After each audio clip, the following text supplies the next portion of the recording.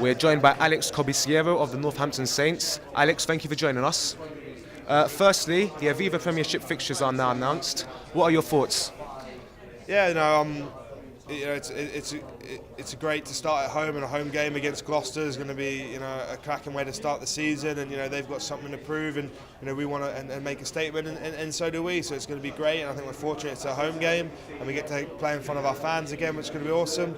But it just shows how competitive this league. You look down that fixtures list, there's no easy games. Every team's strong, every team's got great players, and it's got something to prove.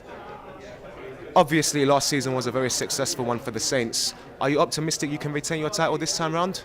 Yeah, I think that's the goal. I think we obviously achieving that goal. We know how hard it is to achieve it, and we're just going to have to not make sure we don't breed any sort of complacency in our squad.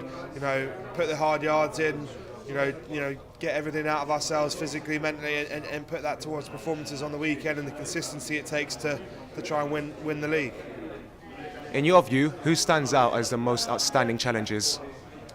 I think you've got a number of teams. You could probably reel off 4 or 5, that were probably top list. I think Saracens are going to have a lot to prove. They're losing in that final. I think Saints lost the year before. That fire sort of was a big drive to them coming back and winning it next year. I think you'd have to look for Saracens. There was something to prove there. You got Bath on an upward curve. Maybe out of the top 4 this year just, but really showing potential moving forward. And then you've got Leicester, who are always competitive. Quins are always competitive. There's so many teams that are competitive, but I'd say any one of those could win it. That's why this league's so exciting to watch. On a personal note, how have you been preparing physically and mentally for the new season?